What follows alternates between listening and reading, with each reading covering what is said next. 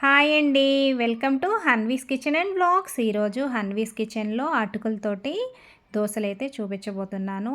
మనం గనక పప్పులు ఈ విధంగా నానపెట్టేసుకొని అటుకులతో దోశలు వేసుకుంటే దోశలు చాలా బాగుంటాయి. అలాగే దోశల పిండి వేసుకున్న తర్వాత మనం దోశలు వేసుకునేటప్పుడు ఈ చిన్న చిట్కాని పాటించి దోశలు కనుక వేసుకున్నామంటే దోశలు క్రిస్పీగాను హోటల్ స్టైల్లో చాలా అంటే చాలా బాగుంటాయి.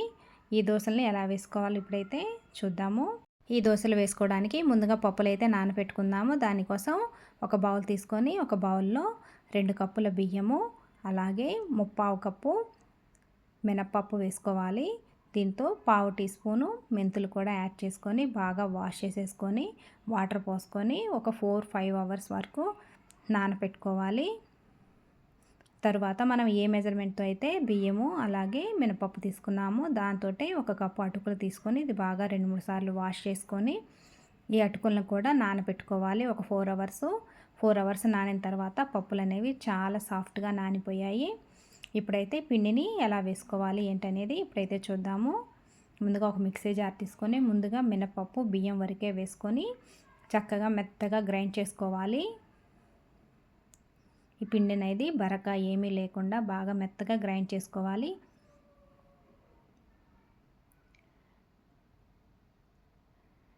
మినపప్పు బియ్యాన్ని గ్రైండ్ చేసుకున్న తర్వాత అటుకులను కూడా మిక్సీ జార్లో వేసుకొని అటుకులను కూడా చక్కగా మెత్తగా గ్రైండ్ చేసుకోవాలి. ఇది సపరేట్గానే వేసుకొని గ్రైండ్ చేసుకోవాలి. 2 కలిపి వేసుకోకుండా ఇలా గ్రైండ్ చేసుకున్న తర్వాత ఇది మొత్తం బాగా కలిసిపోయే విధంగా బాగా కలుపుకోవాలి. ఇలా బాగా కలుపుకున్న తర్వాత మూత పెట్టేసుకొని నైట్ అంతా ఫర్మెంటేషన్కు పెట్టేసుకుంటే పిండి అనేది చక్కగా పులుస్తుంది. 8 అవర్స్ తర్వాత పిండి అనేది చక్కగా పొంగింది కదా. ఇప్పుడు పిండిని అంతటిని ఒకసారి కలిపేసుకొని తర్వాత మనకి దోశలకి ఎంత పిండి కావాలో అంత పిండిని మరొక బౌల్లోకి తీసుకుందాము.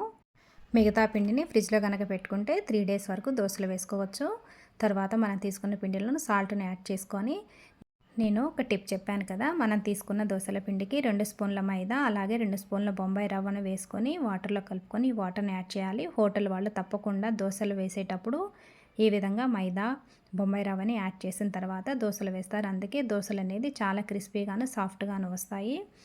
స్టవ్ మీద ప్యాన్ పెట్టేసుకొని కొంచెం ఆయిల్ వేసుకొని ఆయిల్తో ప్యాన్ అనేది గ్రీస్ చేసుకోవాలి. తర్వాత వాటర్ కనుక వేస్తే మనకి మీడియం హీట్లో వస్తుంది ప్యాన్ అనేది. తర్వాత ఒక గరిటెన్నర పిండి ప్యాన్ మీద వేసుకొని చక్కగా ప్యాన్ అంతా స్ప్రెడ్ అయ్యేలాగా దోశను వేసుకోవాలి.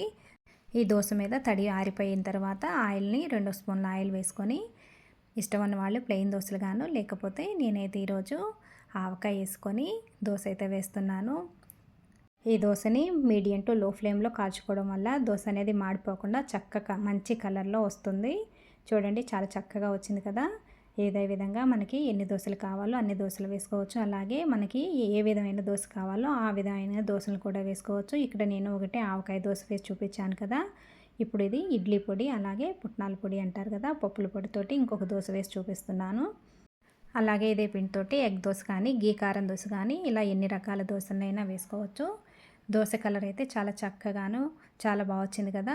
చాలా క్రిస్పీగా కూడా ఉంటుంది ఈ దోశ అనేది. ఈ విధంగా ఈ టిప్స్తో కనుక మనం కనుక దోశ పిండిని కలిపేసి దోశలు కనుక వేసామంటే దోశ అనేది చాలా సాఫ్ట్గాను క్రిస్పీగాను చాలా బాగుంటుంది. మీకు కనుక ఈ రెసిపీ నచ్చినట్టే తప్పకుండా ట్రై చేయండి.